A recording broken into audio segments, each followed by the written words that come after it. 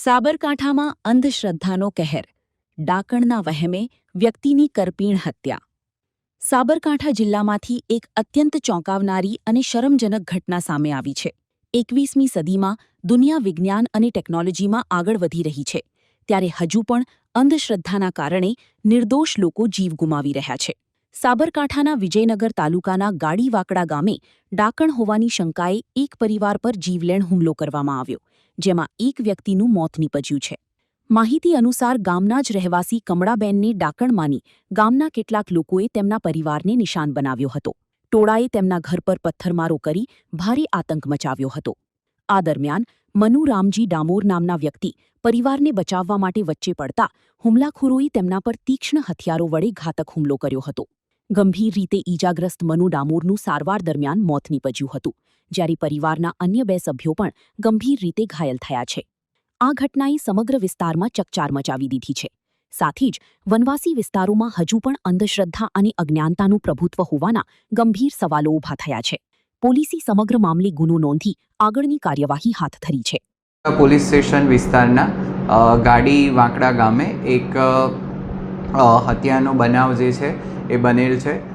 હકીકત એવી છે કે મનુભાઈ રામજીભાઈ ડામોર ના પરિવારજનો એ ગામે રહે છે અને તેમના પત્ની જે છે એ ડાકણ છે તેવો શકવહેમ રાખી અને એમની પાસે રહેતા અન્ય પરિવારે તેમના પર હુમલો કરેલો, અને જેમાં મનુભાઈ પોતે અને તેમના દીકરાઓ એ વચ્ચે પડતા તેમને મનુભાઈને માથાના ભાગે ઈજા થઈ હતી. તેમના બંને દીકરાઓને પણ કુહાડીથી ઈજા થયેલી, અને સારવાર દરમિયાન મનુભાઈ રામજીભાઈ ડામોર જે છે તેમનું મૃત્યુ થયેલ છે.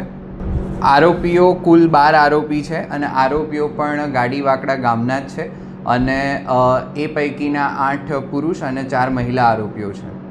તે બાબતે હાલ તપાસ ચાલુમાં છે અને તમામ આરોપીઓને તાત્કાલિક ગણતરીના કલાકોમાં ચિઠોડા પોલીસ અને એલસીબીની ટીમે સંયુક્ત રીતે પકડી પાડેલ હતા. અત્યારે હાલ તપાસ ચાલુમાં છે અને આખી ઘટના કઈ રીતે બનેલી તે તપાસના આધારે જરૂર જણાય રિમાન્ડ પણ લેવામાં આવશે. आर्य कन्या गुरुकुल करीब 90 एकड़ में फैले इस विशाल परिसर में कक्षा 5 से लेकर 12 तक निवासी शिक्षा के अवसर उपलब्ध है. इसके अलावा स्थानीय कन्याओं के लिए केजी से लेकर 12वीं कक्षा तक गुजराती तथा अंग्रेजी माध्यम स्कूल भी कार्यरत है. हर प्रकार के खेलों में भी यहाँ की बालिकाएं निपुण हो, इसका ध्यान रखा जाता है. यहाँ कन्याओं को वेदों के प्राचीन मंत्रों के संस्कारों के साथ विज्ञान और टेक्नोलॉजी से जुड़ी आधुनिक शिक्षा दी जाती है.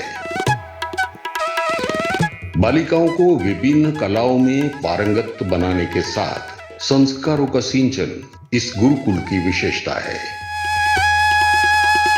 आर्य कन्या गुरुकुल पोरबंदर में एडमिशन के लिए संपर्क करें 8258040404.